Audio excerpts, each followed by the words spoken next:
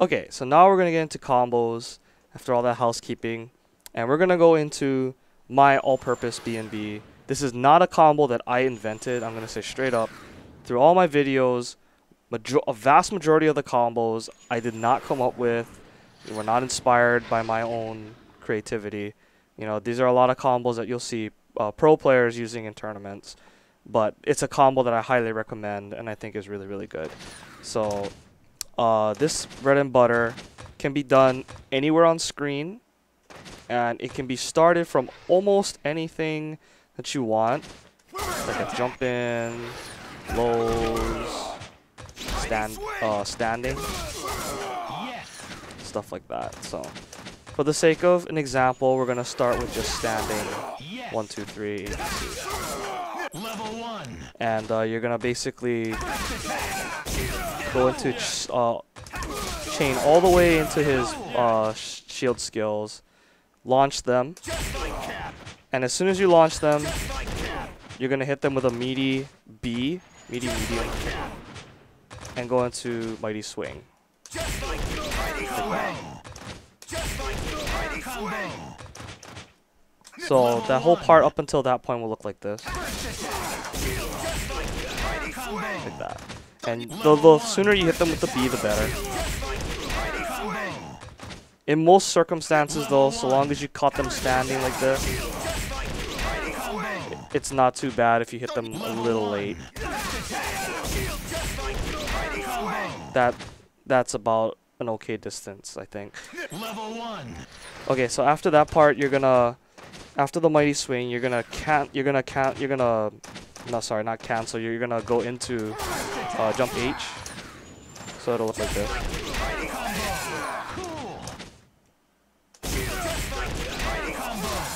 And then after the H, you're gonna wanna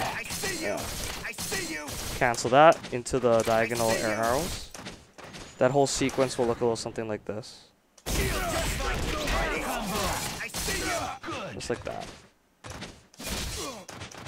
And if you add in the hit confirm from the beginning. And again, so long as you started from a standing position and they're not like in a juggled state in the air, you'll have more than enough time to think about it. You can let them float until they're about the same level as you in the air, bring you about face to face.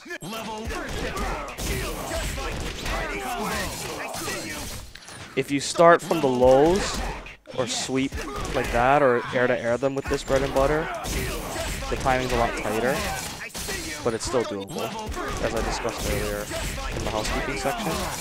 You just have to be a little quicker. But normally if you catch them standing like this, plenty of time. Okay, so after that part, while they're still floating in the air, you're going to hit them with another charging star into launcher. And then after the launcher, you have the option of doing either 2 mediums or 1 medium. There's a difference between the two that I'll go into later, but for now, for the sake of an example, we'll just do 2 mediums. And then you're gonna go into air C, air heavy, into mighty swing, and then B, C, and then launcher at the end.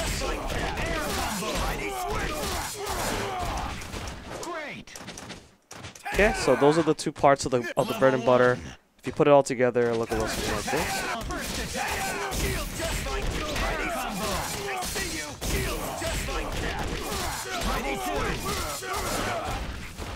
this. Okay. So, after that whole mess of moves and buttons, you have the option of using both of your assists to tack on extra damage. Call Spencer. Shield skills, sharp sting, that's 1. And then after that, you can call She-Hulk, like how I showed you earlier with the Sword Master into the sharp sting, and then you can like OTG super. That is all optional, whether the assists are available or not. Sometimes if you hit confirm with the assist at the beginning of the combo, they're not going to be available. for use later on. So you just have to know when they're available. And if they're not available, you can always just cut it short until super. So now I'm going to show you what the whole thing would look like if you put everything together and how much damage it does. So here we go.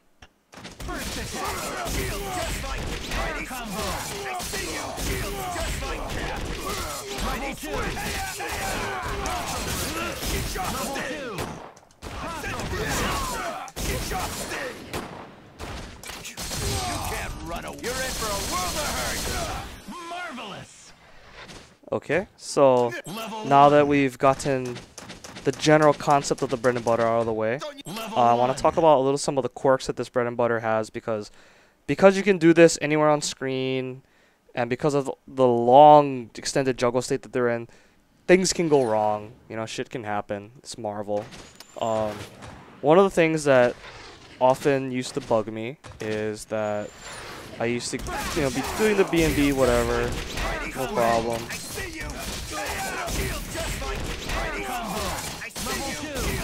But then that happens where you cross under them, and then all of a sudden they're knocked out of the corner. And you're like, oh shoot, I just knocked them out of the corner. There's not a whole lot I can do now, because I can't really do the same things that I did when they're in the corner.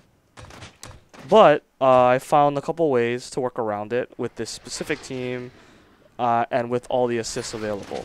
So I'm going to show you an example of what you can do. Let's say, just for example, that I'm in the combo and oh no, I crossed under them. So I'm going to launch Captain America to the left instead of keeping him in the corner. I'm going to use the same concept that we used before with calling She-Hulk mid-screen and then wave dashing up to get the OTG and continuing the combo.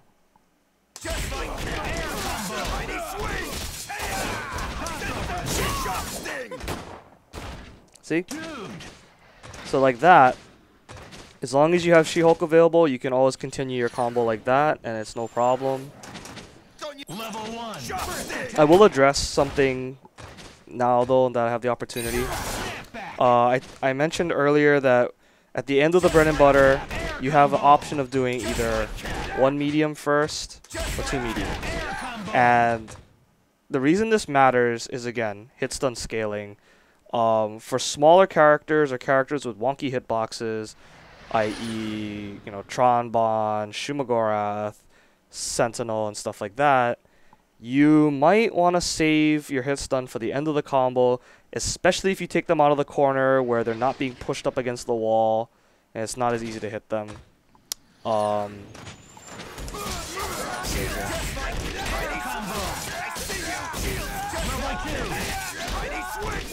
Because you notice that when they're against the wall like that, the medium after the mighty swing, pretty easy to hit. But if you take them out of the corner,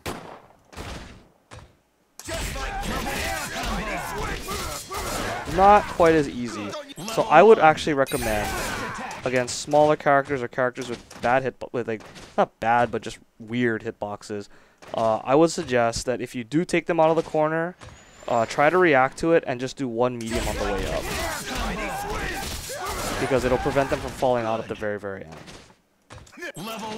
So I'm going to try to show you what the whole bread and butter accidentally going outside of the corner might look like with all the assists. So here we go. You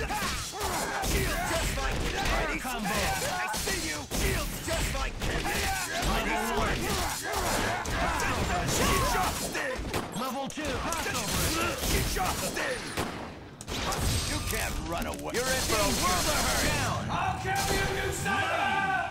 Big mistake. So wrapping up this bread and butter, I think it's a really great combo, and keep in mind that you could do this anywhere on screen. The assists at the end are really optional. Again, they're extensions of what TaskMaster can do, just extending the combo for him just a little bit. The damage does matter, and in some situations the meter will matter as well. This combo builds a meter in and of itself, so even if he has 0, he could still get enough to get a super at the end, so that's all good too. And yeah, you can hit confirm it off of pretty much anything you want. Big jump in, you know, low or standing. Yes. You can even Level 1. combo it off the assist if you want to, like that. And for max damage, basically, as far as from a standing jab goes, your best hit confirm would be stand A, low B, stand C, which nets you about 165,000. And then from there, you would just go into the whole business like that. So I'm gonna show you a quick example of what you could potentially do with the DHCs and stuff like that. So yeah, that's that bread and butter. And after I show you the example, we'll move on to the next one.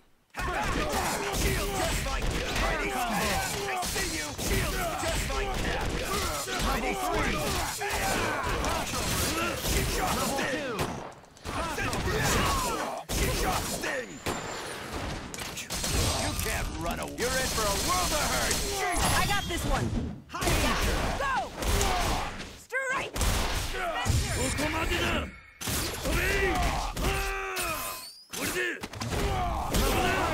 Uncanny.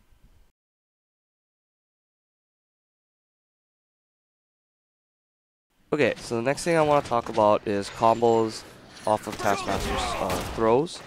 And I guess we'll start with ground throws first. Back throw, can't really get anything. You can jump up quickly and get like a super follow-up.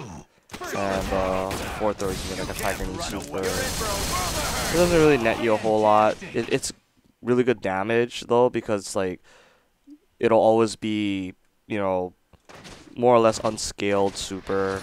Hits pretty hard. Yeah, unfortunately there's not enough frame advantage for She-Hulk to OTG. But off of the forward throw, you can actually call Spencer. You can OTG and at the same time call Spencer assist, and it'll pick them up and bring them back down. Like that. And you can do it jumping backwards and have time to dash forward, or you can just do it standing in place. It's up to you. The timing is really, really strict. I'll say that right away. You have to be really, really fast. You can't hesitate at all. And I'm going to show you an example of what you can get off of it.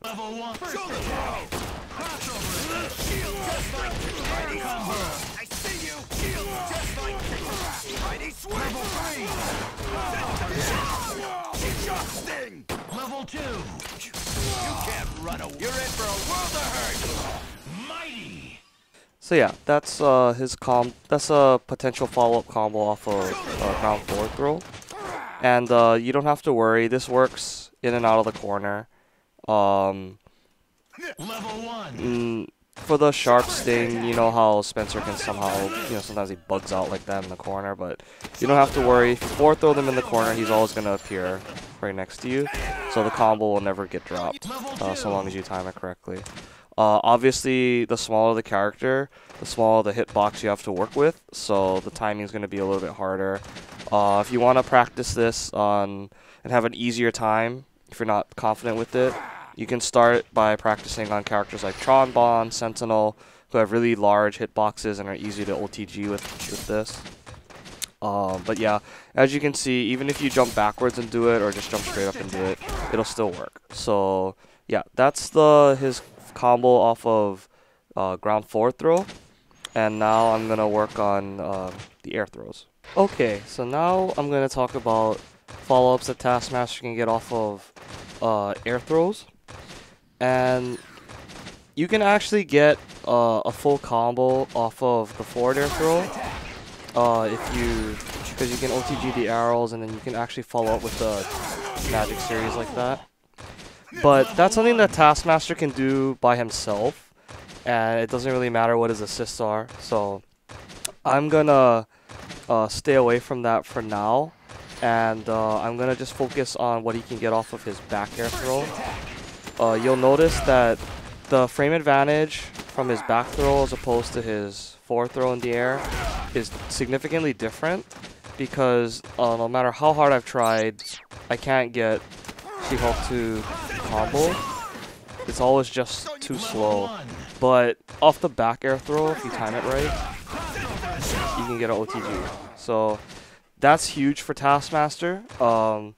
It basically allows him to continue the combo, but unlike the forward air throw, you don't have to start it with jab, you know, 1, 2, 3 like that, which really scales the. I mean, you could potentially go like that for the juggle instead, but still starting with the jab hurts the proration a lot, lowers the damage. So, but because of the She-Hulk assist, you can basically go into whatever you want. And my preferred sequence is you jump after the She-Hulk OTG, you jump up with B and then C, cancel the C into Mighty Swing, into Mighty Swing, and then cancel the Mighty Swing into the diagonal arrows. So it'll look something like this. Something like that. The height will be a little different, but that's the basic idea. And then after the diagonal arrows, you can go into right into charging star to continue the juggle. But what I like to do is I like to add a stand C, stand heavy, before that. It helps with keeping them on the same sides so that you don't cross under them when you don't want to. And it's also just extra damage. Helps the combo do a little bit more. And as you know, in this game, throws prorate damage really, really hard. So getting as much damage as possible is always the best idea. So then afterwards, of course, you'll take them to the launcher. So the whole thing will look a little something like this up until that point. First attack.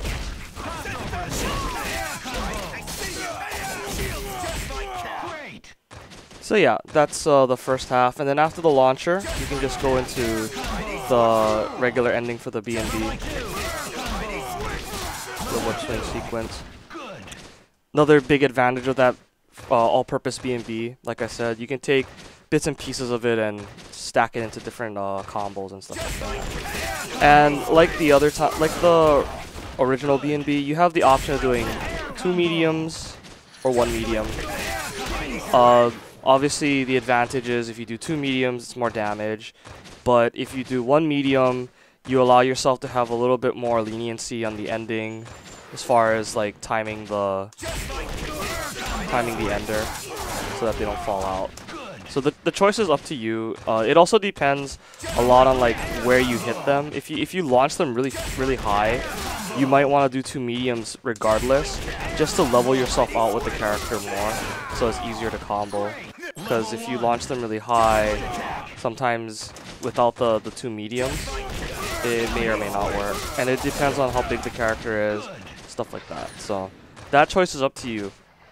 And then obviously after that's all said and done, and you knock them down, you call Spencer for a little extra damage. And then you OTG them super. And you smash for as much damage as you can. And now I'm going to show you what the whole thing will look like when you put it all together. So check it out.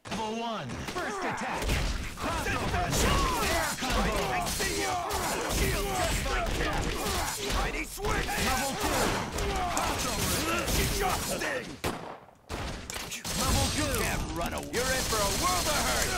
I got this one. Hi-ya. Go. Strike. Okay, some other things of note about this combo. This combo will take the opponent corner to corner.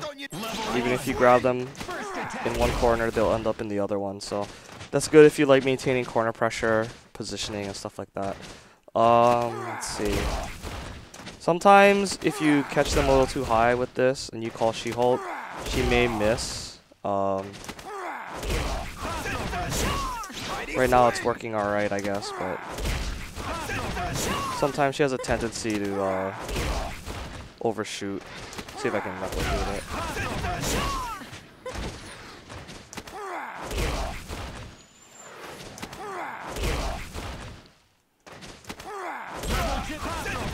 Yeah, there you go. See how you like she just like ran past Captain America. It's pretty funny.